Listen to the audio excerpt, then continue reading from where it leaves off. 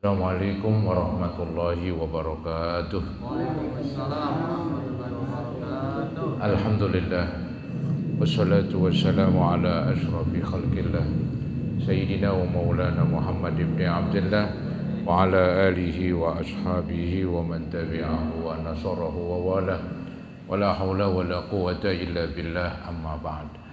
Hadirin saudara-saudara jamaah Majlis Ta'lim Musalla Sa'adatil Muta'alimin yang saya muliakan, mudah-mudahan kita semua termasuk yang dimuliakan oleh Allah Subhanahu wa Ta'ala di dunia dan di akhirat. Amin ya rabbal alamin.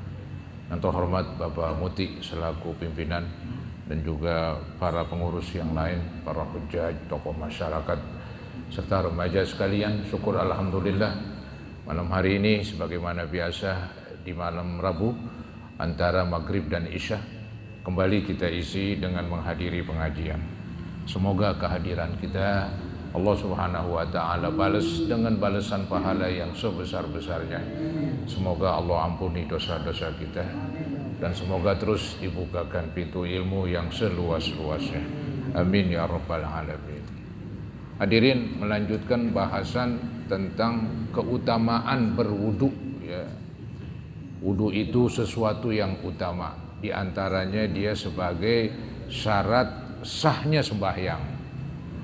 Salat tidak akan sah kecuali orang dalam keadaan berwudu atau dalam keadaan suci. Juga di dalam bertawaf ketika melaksanakan umroh atau haji, itu ada rukun namanya rukun tawaf. Di dalam tawaf ada syaratnya. Nah, syaratnya harus dalam keadaan suci alias sudah berwudu. Dan wudu itu juga kebersihan, kebersihan. Dan wudu juga merupakan cara untuk merontokkan dosa. Nanti akan diterangkan itu. Ketika kita membasuh muka, air berjatuhan, maka berjatuhan pula dosa-dosa muka. Ketika kita membasuh tangan, membasuh kaki, air turun ke bawah, rontok, maka juga rontok pula dosa-dosa kita. Juga nanti ini wudu mempunyai keutamaan, nanti di hari kiamat orang-orang yang berwudu itu bekas wudunya menjadi tanda. Nabi mengenalin umatnya. Nabi mengenali umatnya melalui bekas air wudu. Nanti anggota-anggotanya terang benderang. Anggota-anggotanya bercahaya begitu. Ini enggak berlaku pada umat-umat yang lain. Ini hanya berlaku pada umat Nabi Muhammad SAW. Maka itu walaupun jaraknya jauh, walaupun kita enggak pernah ketemu dengan Nabi, tetap saja para hadirin Nabi kenalin kita. Karena bekas air wudu membawa anggota-anggota kita jadi bercahaya. Nah, inilah beberapa keutamaan dari berwudu. Dulu telah saya terangkan ayat Al-Quran tentang berwudu, yaitu firman Allah yang berbunyi, Ya ayyuhalladzina amanu idza kuntum ilas sholah, wahai orang-orang yang beriman, apabila kamu ingin melaksanakan sholat, faghsilu wujuhakum, basuhlah muka-muka kamu. Saudara, ini ayat Quran menerangkan tentang membasuh muka. Sebelumnya yaitu kita iringi dengan niat. Nah, itu dalilnya diambil dari hadis Nabi yang berbunyi innamal a'malu binniyat begitu. Jadi niat itu dibarengi dengan membasuh muka. Memang sebelum membasuh muka ada yaitu anggota-anggota wudu yang sunat dibasuh. Di antaranya ke kumur. Sebelum ke kumur ada masukin air ke hidung.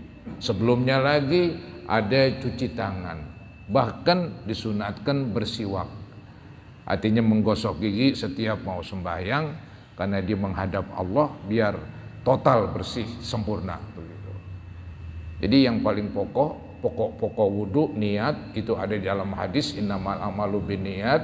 Kemudian ada nih 5 di dalam ayat Quran karena jumlahnya semuanya 6 ya, fardu wudu.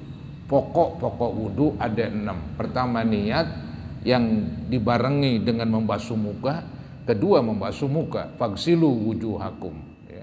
Ingat, basuhan muka itu batasannya dari atas ke bawah, dari mulai tempat tumbuhnya rambut yang normal. Bisa saja rambutnya habis, ya kira-kira patokannya yang normal aja, sampai ke bawah tulang janggut, ya, tempat tumbuhnya jenggot begitu. Nanti dianjurkan lebihin ke atas, lebihin ke bawah, supaya nanti di hari kiamat cahayanya makin banyak lagi, makin luas lagi, melebar dari bagian kuping yang kecil ini, ya, bagian kuping yang kecil ini, itu lebar daripada muka, bagian lebar. Nah, untuk sempurnanya ya luasin begitu, sampai sampai sebagian kupingnya, ya, sampai terbasuh bagian kupingnya, supaya nanti basuhan mukanya itu melebar sehingga cahayanya pun melebar, makin banyak lagi. Nah, itu faghsilu wujuhakum. Kemudian wa aidiakum, basuhlah tangan kamu. Tangan ini rukun ketiga, ya, yaitu dari ujung jari sampai sikut. Sikut termasuk wajib dibasuh. Dia bukan perbatasan. Sikut bukan perbatasan, dia wajib dibasuh. Sunatnya sampai ke atas, ya, sunatnya sampai ke atas, yang disebut mungkin namanya lengan apa ini, ya, sampai lengan begitu. Itu wa aidiakum ilal marafiq. Kemudian rukun yang selanjutnya wamsahu biruusikum, usaplah sebagian kepala kamu. Sebagian kepala kamu diusap, baik nggak ada rambutnya, itu namanya kulit kepala, atau rambutnya doang, nggak kena kulitnya, masih sah. Asalkan yaitu rambut itu yang berada di sekitar kepala. Jangan rambut yang gelayut seperti rambut anak perempuan. Itu hanya boleh ketika lagi bikin umroh, lagi bikin haji, ada yang namanya tahallul. Tahallul itu ditandai dengan motong rambut. Motong rambut nggak mesti yang di sini. Anak perempuan yang gelayut di sini potong aja, klik, beres juga itu. Tapi berwudu jangan ente samain, mesti yang di sekitar kepala kita. Sunatnya usap semuanya, ke belakang, ke depan, satu, ke belakang, ke depan, satu lagi, berjumlah 3 kali. Sunatnya, pokoknya sebagian. Berapa sebagian? Nggak ada hitungan. Nggak sepersekian, sebagian berapa aja. 1 lembar juga cukup. Jangan disamain dengan umroh. Yang tadi saya bilang potong rambut pada umroh. Pada haji minimal 3 lembar. 3 lembar dia. Ya, kalau ini bukan 3 lembar, selembar pun boleh. Boro-boro selembar, setengah lembar. Jadi kan masih sebagian. Ya, sunatnya kan semuanya itu, ya. Nah, itu rukunnya saudara-saudara, wamsahu biruusikum, kemudian wa arjulakum ilal ka'bain, dan rukun yang kelima, basuhlah kaki kamu beserta kedua mata kaki. Mata kaki bukan perbatasan, ya, tapi mata kaki bagian dari kaki. Nah, bagusnya sampai dengkul, supaya nanti di hari kiamat cahayanya makin gede, makin luas begitu. Yang terakhir dari rukun wudu, tartib. Tartib itu meletakkan rukun-rukunnya sesuai dengan apa yang Al-Quran terangin. Al-Quran terangin basuh muka dulu. Al-Quran terangin kaki jatuh di akhir, jangan jatuh di awal. Jangan dikerjakan di pertama kaki dulu baru muka, ya nyungsang. Ya, Al-Quran menyebut faghsilu wujuhakum, terus wa aidiakum, tangan, ya. Jadi ya, faghsilu wujuhakum wa aidiakum ilal marafiq, terus wamsahu biruusikum, kepala, wa arjulakum, basuh kaki. Ya, tartib itu namanya dah ngikutin apa yang disuruh oleh Allah. Jadi rukun wudu ada 6. Niat berbarengan dengan muka yang kedua, tangan, ngusap kepala, basuh kaki, tartib gitu. Saya hafal tuh. Ente mesti hafal. Ya enggak mesti sih. Nggak mesti, bagus saya hafal. Jangan duit merah-merah dari jauh dikenal, berapa ini, kenal banget udah. Cuman ditanya berapa sih rukun wudhu, dia nggak kenal, parah. Ya nggak apa-apa sih, yang penting bener wudhunya. Mau dibilang apa, kan susah nginget ya. Syukur-syukur ya. Itu saudara-saudara tentang rukun wudhu. Nah, di dalam ayat ini ada yang belum dibahas itu ya, ayat yang berbunyi masalah tayamum. Habis wudhu Al-Quran menerangkan tayamum ya. Maaf sebelumnya mandi dulu nih. Tadi kan sampai wa arjulakum ilal ka'bain, terus ayat selanjutnya wa in kuntum junubam fatahharu. Bila mana kamu junub fatahharu, mandilah. Apa tuh junub? Maaf saya terangin, junub itu terjadi pertama bisa karena hubungan badan. Ya, bisa karena hubungan badan. Keluar atau nggak keluar wajib mandi. Paham nggak tuh? Ya nggak paham nggak apa-apa. Jadi masuk seukuran sunatan dikatakan wajib mandi walaupun nggak keluar, begitu kan? Kemudian sebab kedua dari junub bisa jadi nggak berhubungan badan, tapi mengeluarkan air mani, entah itu dalam tidur dan sebagainya ya. Itulah penyebab seseorang junub. Ya, ada dua penyebabnya, nggak ada lagi, apalagi penyebab junub. Berhubungan badan, keluar nggak keluar, tampak berhubungan badan tapi mengeluarkan air sperma. Ya, nah itu namanya junub. Al-Quran mengatakan wa in kuntum junubam fatahharu. Bila mana kamu junub, mandilah. Suruh mandi. Mandi ada rukunnya, cuman 2 bukan 6. Karena dia nggak dipecah-pecah, nggak dipotong-potong. Tadi kan wudhu dipotong-potong, muka tersendiri, tangan tersendiri, kepala tersendiri, kaki tersendiri. Kalau mandi dari ujung rambut sampai ujung kuku satu kesatuan. Maka di rukunnya nggak banyak, cuman 2. Pertama, niat dibarengi dengan membasuh tubuh kita. Yang kedua, ratain tuh air ke seluruh tubuh. Udah, niat, ratakan air ke seluruh tubuh ya. Maka mandi besar ini nongkrong, diri nongkrong, biar lekukan kena air begitu. Jangan sampai nggak kena air. Kalau diri aja ntar ada yang lekukan nggak kena air, nongkrong aja juga begitu. Maka istilah saya nongkrong, diri nongkrong, walaupun seember cukup ya, asal dia bisa ngatur. Apalagi satu padasan, cukupan lagi dah ya. Nah itu mandi junub ya. Kemudian ada yang sunat pada mandi junub itu, di antaranya sunat wudhu dulu ya. Sunat itu. Kemudian ada lagi yang sunat dalam mandi junub, ke kumur, masukin air ke mulut kayak orang berwudu itu, masukin air ke hidung gitu ya. Baru dah mandi begitu. Ini mulut ini termasuk hukum dalam dia, maka disunatkan. Yang lain kan hukum luar nih, luar. Yang luar wajib kena air, yang dalam enggak wajib. Tapi yang dalam ada yang disunatin, seperti kenain air ini ke hidung, kenain air ke mulut begitu ya. Jangan lupa lekukan kuping ini supaya benar-benar ya. Ya kayak orang berwudu dah begitu dah.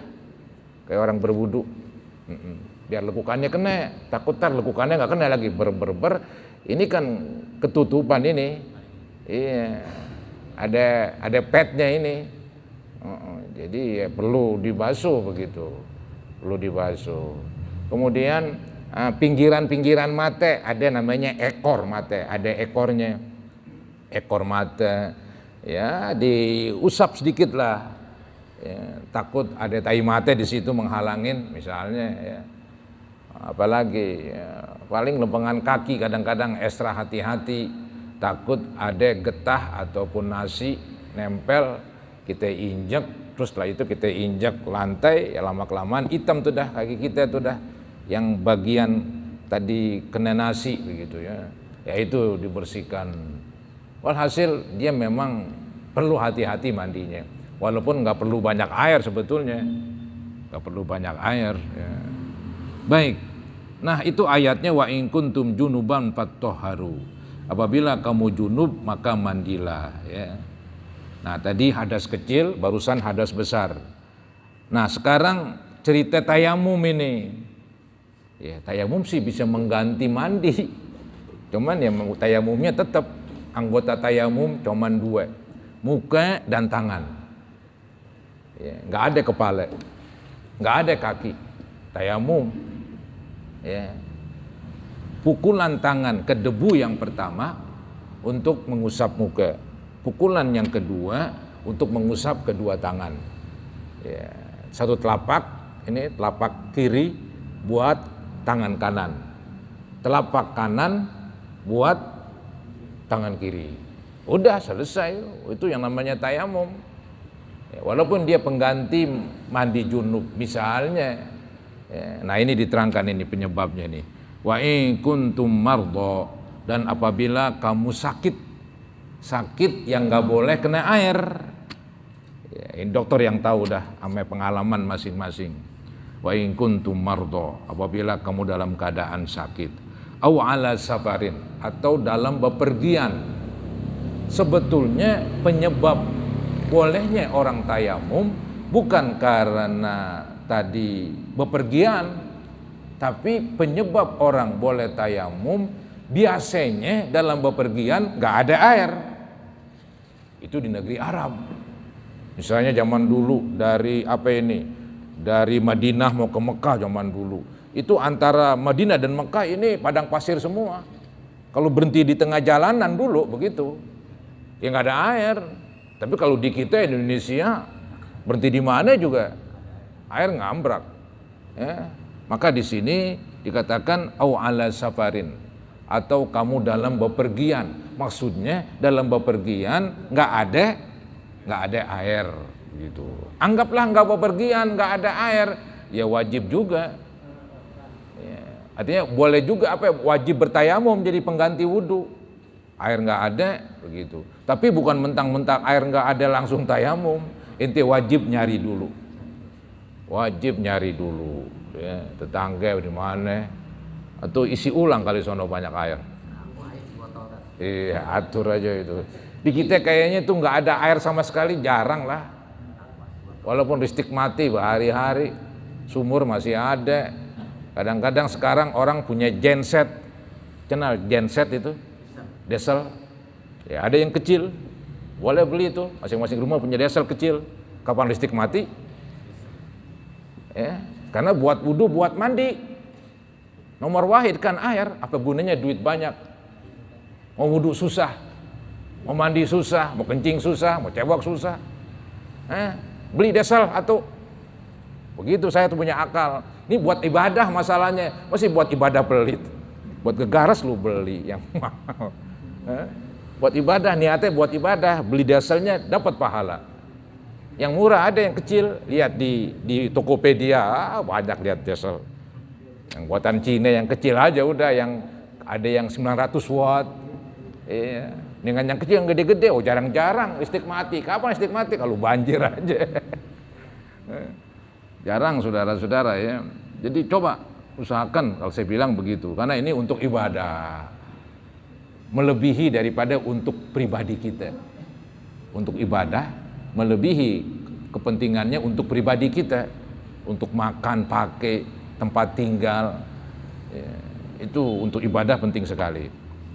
Maka di sini apabila kamu bepergian, maksudnya bukan bepergian langsung boleh tayamum, bepergian menyebabkan nggak ada air. Bahkan boleh jadi nggak bepergian, air nggak ada, misalnya kan. Au jaa ahadum minkum minal ghaid, atau datang salah seorang kamu dari WC. Loh, apa hubungannya nih datang dari WC? Maksudnya dikeluar dari WC, habis buang air besar atau buang air kecil. Anggap di WC ada air atau bagaimana, boleh pakai kertas misalnya kan, dicebok dah begitu kan. Nah sekarang kan tinggal wudhu, airnya nggak ada.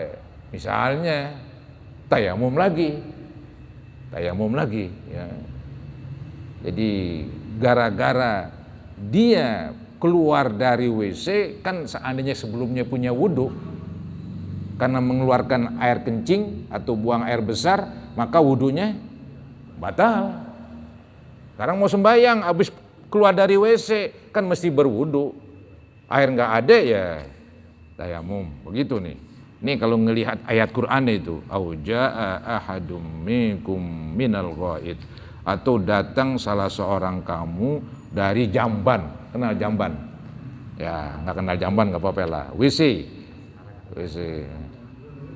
Aula mastumun nisa, atau kamu menyentuh perempuan.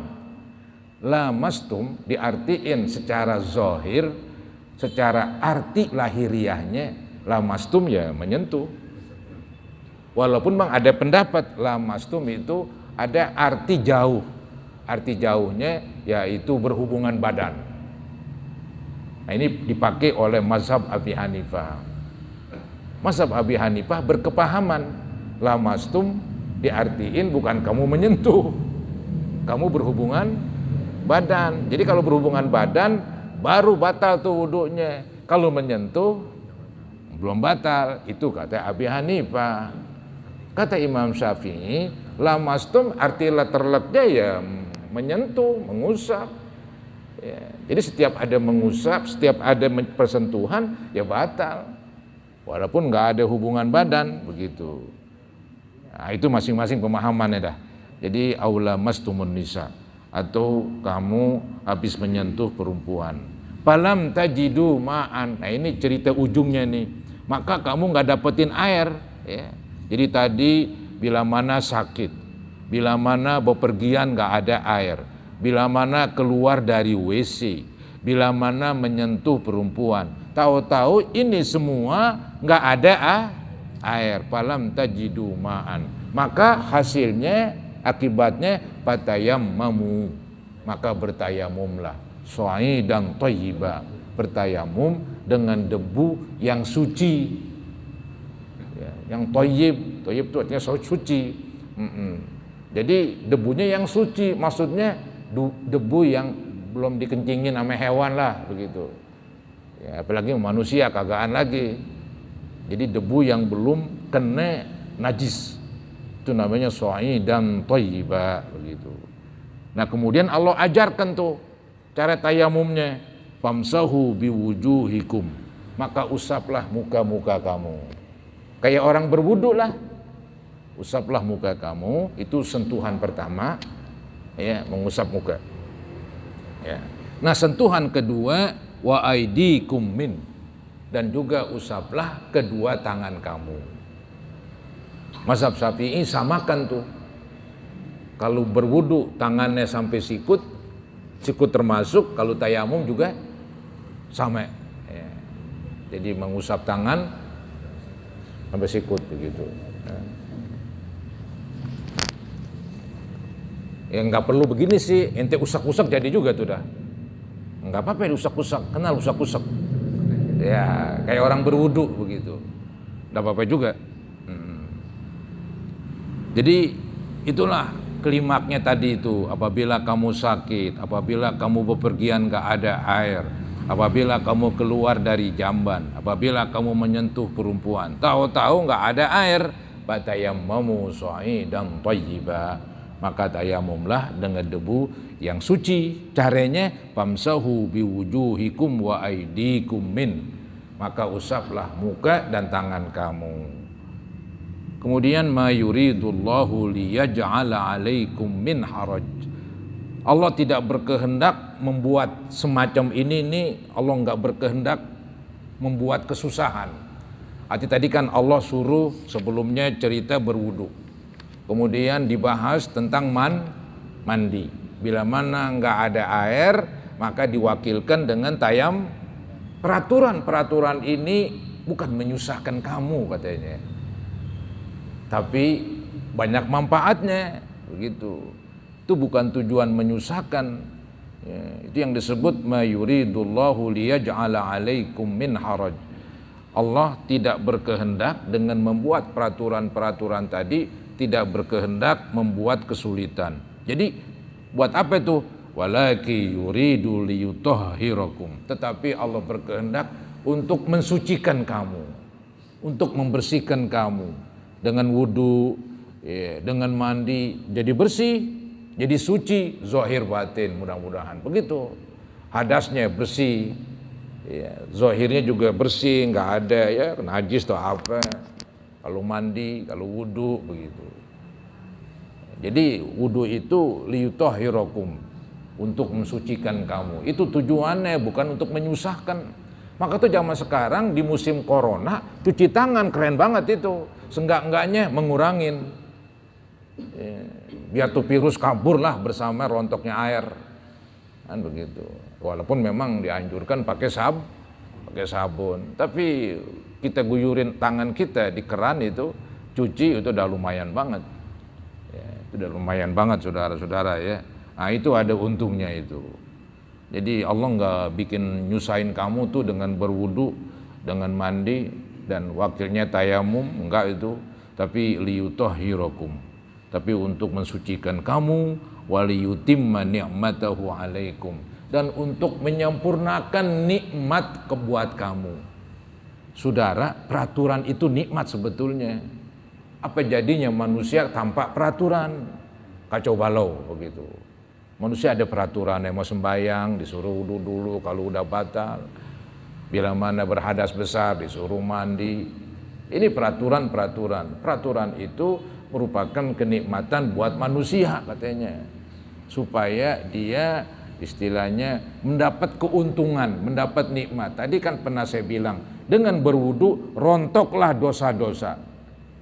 Ketika air jatuh dari muka, berjatuhan pula dosa, berdosa muka. Di muka ini ada mata ini mata suka ngelihat cewek ini. Ya, terus terang aja. Nggak boleh ngelihat jidat mulus. Jidat licin katanya. Ya, kan begitu. Ya. Maka diharapkan dengan sebab kita kadang-kadang nih matanya nih nggak pakem remnya. Sedangkan Al-Quran udah nyebutin tuh, kullil mu'minina yaghuddu min absarihim. Wahai Nabi Muhammad, bilangin tuh kepada orang mukmin laki-laki, ya, jaga mata mereka. Bahasa kasarnya, pejamkan tuh mata. Cuma nggak ngelihat kalau inti ngemerem terus begitu, kesandung aja kalau jalan. Ya jaga tuh mata. Wa kullil mu'minati yaghdudna min absarihin. Juga bilangin kepada perempuan-perempuan, jangan ngelihat laki-laki. Sama aja, lo ngelihat dosa mata. Kebanyakan ngelihat, bikin banyak dosanya itu. Untung inti berwudu. Sebelum keburu banyak inti berwudu, ya udah, rontok aja udah. Jangan nggak sembayang, nggak wudu. Nah lo, ketutup tuh mata dengan dosa. Kan begitu, serem itu. Serem saudara-saudara ya, untung. Ya, untung Allah buat adanya wudu. Ini nikmat katanya untuk membersihkan dosa muka, di muka ada mata. Itu ya. Jadi waliyutimma ni'matahu alaikum la'allakum tashkurun. Semoga kamu bersyukur, berterima kasih dengan disuruh wudu. Jangan kepaksa dengan wudu, girang kalau begitu ya. Lagi jadi seger begitu, muka jadi bersih. Walhasil manfaatnya banyak udah. Nggak ada ruginya orang berwudu.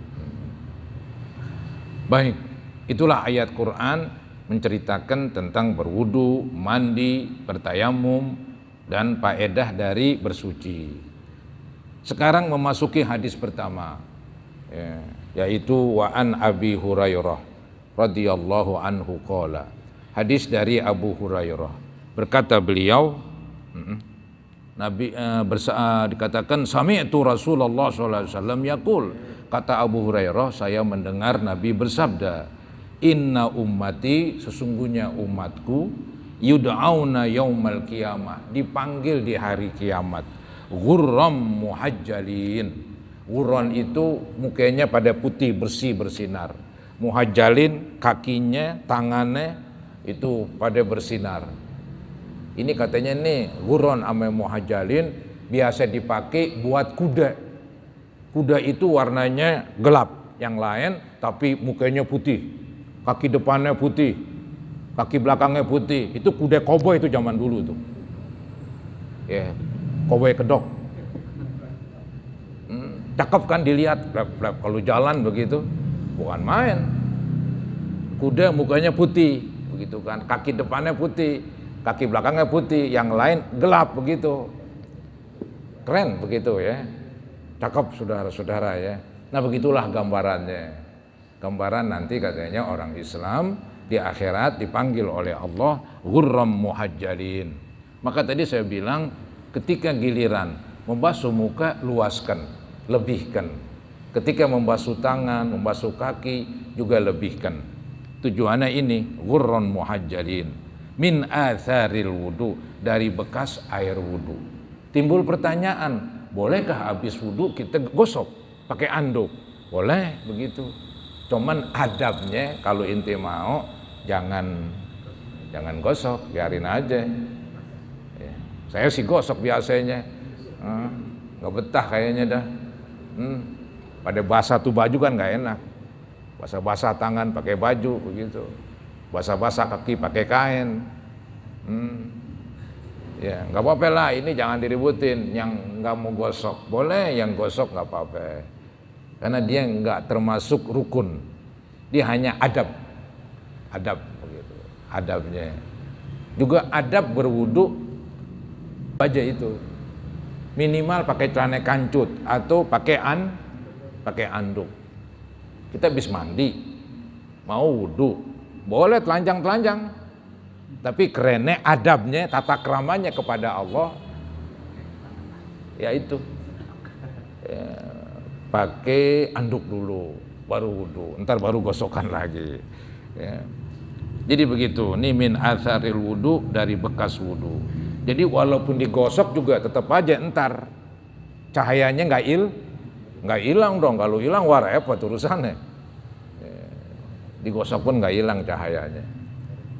Kemudian Nabi bersabda lanjutannya, faman istata'a minkum, barang siapa yang mampu di antara kamu, ayyutila ghurratahu, dia memperluas ya sinar pada muka, sinar pada kaki dan tangan, falyaf'al, maka kerjain. Yang pengen sinarnya ini pada anggota wudunya, sinarnya makin melebar, maka silahkan kerjain. Ya, falyaf'al begitu. Hadis Bukhari Muslim. Jadi saudara-saudara, inilah salah satu dari manfaat berwudu. Ya, nanti di hari kiamat mukanya bersinar, tangan dan kakinya bersinar. Kalau nggak pernah wudu, udah gelap aja udah.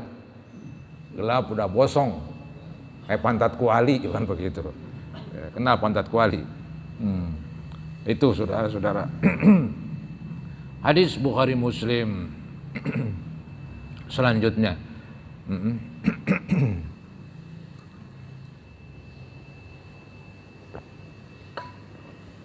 Selanjutnya hadis kedua, yaitu wa anhu, darinya, dari Abi Hurairah.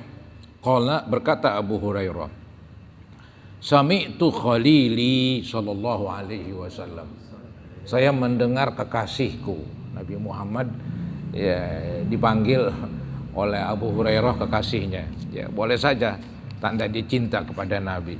Jadi kata Abu Hurairah, saya mendengar kekasihku bersabda, yaqulu tablughul hilyatu minal mu'mini haitsu yablughul wudu, akan sampai ya perhiasan orang mukmin di hari kiamat sesampainya air wudu. Artinya seberapa luas ya dari sinar bekas wudu itu dilihat seberapa luas dia membasuh anggotanya. Ya, kalau dia pas-pasan, ya pas-pasan juga lah cahayanya. Tapi kalau dilebihin, maka cahayanya akan lebih lebar lagi. Jadi sinar pada muka, pada tangan, pada kaki bekas berwudu itu adalah perhiasan orang mukmin. Itu adalah perhiasan orang mukmin. Ya ada lagi selain itu, di sono ada emas, ada apa aja di sono udah. Ya, Maka tuh orang Islam nggak boleh tuh ya pakai emas, karena nanti baru boleh pakai di sorga. Gitu. Kalau orang kafir mungkin dipakai di dunia, di akhirat ya nggak pakai dia, tempatnya di neraka lagi, kan begitu ya. Jadi ini saudara-saudara hadis yang kedua yang menerangkan bahwa cahaya pada anggota wudhu merupakan perhiasan bagi seorang mukmin di dalam sorga. Jadi perbaguslah wudhunya supaya cahayanya juga bagus begitu. Nah ini yang diterangkan di hadis ketiga ini. Wa an Utsman ibni Affan radhiyallahu anhu qala. Hadis dari Utsman bin Affan, khalifah ketiga. Berkata beliau, qala Rasulullah sallallahu alaihi wasallam, bersabda Nabi, man tawaddoa, barang siapa berwudu, fa ahsanal wudu'a, dia bagusin wudunya. Nah, ini kalimat dibagusin. Wudu jadi bagus bila mana yang fardu dikerjakan rapi, yang sunat juga dikerjakan, bahkan adab-adabnya pun dikerjain. Baru tuh wudunya disebut fa ahsana, dia bagusin tuh wudunya. Kalau yang wajib-wajib doang ya lumayan sih, cuman belum dikatakan bagus banget begitu. Nah disuruh nih oleh Nabi ini, man tawaddo'a fa ahsanal wudu, barang siapa yang berwudu maka ia bagusin wudunya, kharajat khotoyahu, keluarlah dosa-dosanya, kesalahan-kesalahannya, hatta takhruja min tahti adfarihi, sehingga keluar dari celah-celah kukunya. Ketika dibasuh tangan, dosa rontok, bersama rontoknya air, dosanya keluar dari celah-celah kuku begitu. Dari bawah kuku ini akan keluar itu dosa, bersama rontoknya air, dengan syarat wudunya cakep. Maka kalau wudu cakepin ya, supaya dosa tangan hilang, dosa muka hilang, dosa kaki hilang juga begitu. Kan hebat sekali itu ya, apalagi wudunya setiap hari minimal 5 kali ya, itu minimal. Sama aja dia kayak mandi tiap hari dah. Nggak ada tuh daki, kenal daki ya, dakinya nggak ada saudara-saudara. Kotoran yang melekat pada tubuh nggak ada. Kotoran pada tubuh aja seperti tanah nggak ada lah. Orang sering berwudu mukanya bersih terus. Dan diharapkan juga kotoran dosa juga hilang, rontok ya dari bawah kuku bersamaan jatuhnya air. Nah itu saudara-saudara gambaran yaitu manfaat dari berwudu. Ya di samping memang kewajiban syarat sahnya sembahyang, juga wudu untuk membersihkan dosa-dosa yang ada di anggota kita. Cuman ada cumannya ini. Cuman itu dosa kecil ini. Dosa gede nggak bisa begitu. Jadi bagaimana dong? Ya bertobat. Tobat memang bagaimana caranya? Ya ada syaratnya dia. 1, berhenti dari nakal. Tobat. Ya, berhenti dari nakal dulu tuh. Apa yang mau ditobatin? Main judi, berhenti judi begitu. Yang kedua, nyesel banget. Kenapa sih gue main judi? Gara-gara gue main judi habis-habisan udah. Habis-habisan. Kan dibilang judi menjanjikan emang. Nih gue pasang nih, ntar ini kalau menang gue mau beli ini beli ono, pasang dah, kalah. Udah kalah timbul lagi di pikirannya, mungkin ntar menang lagi nih ya. Insya Allah dapet ntar nih, pasang lagi, kalah lagi, terus aja dia nggak pernah berhenti. Secara akal udah kalah sekali kapok kan begitu. Ini kagak, nggak pernah kapok orang menjudi, menjanjikan dia begitu. Jadi berhenti itu dah. Jadi berhenti dari judi. Kedua nyesel. Ketiga niat nggak balik lagi, dah berhenti. Udah itu sah, udah sah tobatnya. Berhenti, nyesel, niat nggak balik, dah begitu. Anggap setelah sekian tahun kambuh lagi tuh penyakit. Tobat lagi, jangan biarin dah, udah dosa begini. Udah taubat dulu, ya itu sih dibohongin sama setan kalau begitu, digoblokin sama setan. Kata setan, lu nggak boleh tobat. Kenapa? Dulu udah tobat, sekarang lu nyebur lagi, jangan tobat udah. Ini orang beneran lagi nggak tobat, dosa terus, hampir mati bawa dosa. Kudunya ngapa? Tobat lagi. Caranya kayak tadi lagi, terus aja begitu. Yang penting kan waktu tobat ada 3. Emang dinyesel banget. Emang diniat nggak bakalan balik tuh, udah harga mati nggak balik lagi. Tapi namanya orang kan bukan orang-orangan. Kambuh lagi.